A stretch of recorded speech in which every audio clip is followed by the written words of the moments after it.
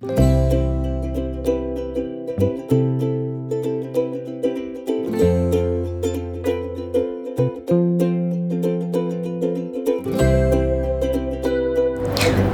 Welcome to my channel ফুডিয়াকবং chronicles. গত বছর এই সময় কোরিয়াতে টিউলিপের বাগানে যে ঘুরতে গেছিলাম, আজকের ব্লগ তা নিয়ে। এই ফুলটার নাম মস ফ্লক্স। চারিদিকে প্রচুর ফুটে থাকে, একদম মনে হয় চারিদিকে যেন গোলাপি রঙের গালিচা বেছানো রয়েছে। মানে কি যে সুন্দর লাগে চারপাশটা, আপনাদেরকে কিভাবে বলে বোঝাই। আর এটার থেকে চোখ ফেরাতে না ফেরাতেই অপরদিকে চারিদিকে খালি টিউলিপ ফুলের সম্ভার। এই পার্কটার নাম সংহে পার্ক। লাস্টবার যে আপনাদের ব্লগটা শেয়ার করেছিলাম সাকুরা অর্থাৎ চেরি ব্লসম নিয়ে, সেটাও এই পার্কেরই। প্রতি সিজনে এই পার্ক এত সুন্দর করে সেজে ওঠে। এদের স্প্রিং এর সময় থাকে চেরি ব্লসম, তারপর টিউলিপ, তার কয়েকদিন পরে ফুটবে বিভিন্ন রঙের গোলাপ, তারপরে বর্ষাকালে ফুটবে হাইড্রেঞ্জিয়া, এছাড়াও ছোট ছোট অনেক রকমের ফুল। মানে সবসময় এই জায়গাটায় আসলে কখনো নিরাশ হয়ে ফিরতে হতো না। মানে আপনি সারাক্ষণই মনে করবেন যে সারাক্ষণ ফটো উঠাতে থাকি, আপনার ফোনের ডেটা বা ফোনের স্টোরেজ কমপ্লিট হয়ে যাবে, কিন্তু আপনার মন ভরবে না, এটা আমি গ্যারান্টি দিতে পারি। কারণ চারপাশটা এতটাই সুন্দর, শুধু তো ফুল না, চারপাশে আছে। সামনে দেখুন কত বড় একটা লেক, লেকের একদম সামনের দিকে আরো বড় একটা বাগান, যেটা আগের বার দেখিয়েছিলাম চেরি ব্লসমের বাগান। ওখানে টিউলিপ টিউলিপ এক্সেট্রা অনেক কিছুই ফোটে। আর এছাড়াও চারিদিক ঘেরা পুরো পাহাড় দিয়ে, হ্যাঁ, তারপর অনেক রকমের পাগোডা স্টাইল টেম্পলস আছে। ইভেন লেকের উপরে দেখুন ওখানে একটা বসার মতন একটা জায়গা আছে। মানে সব দিক মিলে মানে জায়গাটা এতটাই একটা শান্তির জায়গা যে মানে গেলেই মনটা এক নিমেষে রিল্যাক্স লাগবে, ভালো লাগবে, ওখানেই থাকতে ইচ্ছা করবে। এই জায়গাটায় অনেকে পিকনিকও করতে আসে বা সারা দিনের জন্য চলে আসে। অনেকেই হাইকিং করতে ভালোবাসে তো কোরিয়ানরা, তো ওরা হাইকিং করে সারাদিন এই ফুল টুল আশপাশটা দেখে, তারপর এখানে খাওয়ার আলাদা সুন্দর এরকম হার্ট শেপ জায়গাও আছে, ওখানে বসে বসে মানুষরা খায়ও। এই পার্কের নিজস্ব একটা টেম্পল আছে, পেছনের দিকে কেভ আছে।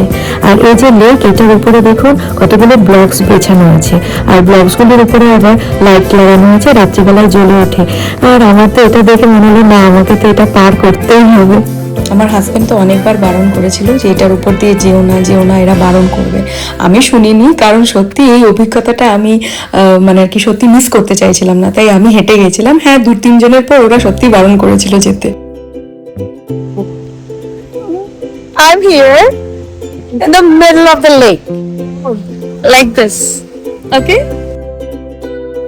আমার ব্লগ যদি ফলো করে থাকেন তো আমি আরেকটা টিউলিপ বাগানের আমি ব্লগ শেয়ার করেছিলাম। সেটা কোরিয়ার মোটামুটি বেশ বড় একটা পার্ক, এভারল্যান্ড পার্কে আমরা গেছিলাম, পিনাকল গার্ডেন বলে।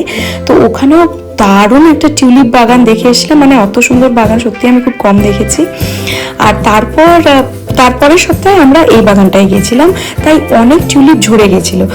কারণ টিউলিপ তো বেশি দিন থাকে না, ওই 10-15 দিনই ম্যাক্সিমাম থাকে। তারপর হয় মানে ইদার ফুটছে টাইপের কুড়ি পাওয়া যায়, আর না হলে একেবারে ঝরে গেছে টাইপের একটা অবস্থা। তো আমরা গেছিলাম ওরকম সময়, তাতেও দেখতে সুন্দর লাগছিল, তাই না? মানে আপনারা কমেন্ট করে অবশ্যই জানাবেন আপনাদের এই কালারফুল, এই যে হলুদ, এখানে লাল, ওর পেছনে গোলাপি, এরকম সুন্দর সুন্দর মানে কি ফুলের মাঝখানের এই সিনারিটা দেখতে কিরকম লেগেছে, কমেন্ট করে কিন্তু অবশ্যই জানাবেন। আপনাদের সাথে শেয়ার করার মাধ্যমে আমারও আবার ওই জায়গাগুলো আবার দেখা হয়ে গেল। আর সত্যি বলতে যখনই আমি দেখছি তখনই মনে হচ্ছে আমি ওই জায়গাটায় পৌঁছে গেছি, সংহে পার্কে। এত সুন্দর একটা শান্তির পরিবেশ, সত্যি মনটা ওখানেই চলে যায়, বারবার ছুটে ছুটে চলে যায়। কি বলবো, পেছনে যে গোল গোল জায়গাগুলো দেখছেন না, বা ওই যে তাঁবু খাটানো, ওটার কথাই বলছিলাম যে এখানেই বসে মানুষরা খায় দায়, লাঞ্চ করে। যারা আমার ব্লগ ফলো করেন তারা নিশ্চয়ই এতদিনে জেনে গেছেন যে আমার পছন্দের ফুল হচ্ছে গিয়ে টিউলিপ। তাই এই সময় আমাকে মানে কোরিয়া হোক কি জাপানে বাড়িতে পাওয়া যেত না, কারণ আমি বেশিরভাগ সময় বাগানে বাগানে থাকতেই পছন্দ করতাম। ফুলের ফটো তুলতাম, নিজের ফটো তুলতাম, এইভাবেই সময় কাটাতাম। ফুলের ফটোটা তো তুলে তারপর ওটারই পাশে একটা ইন্ডিয়ান রেস্টুরেন্ট ছিল, ওখানে গিয়ে আমরা দুপুরের লাঞ্চ সেরে নিয়েছিলাম। খাবারগুলো দুর্ধর্ষ ছিল। তো এই ছিল আজকের ব্লগ। আপনাদের আজকের টিউলিপ বাগানের এই ব্লগটা কেমন লেগেছে কমেন্ট করে অবশ্যই জানাবেন।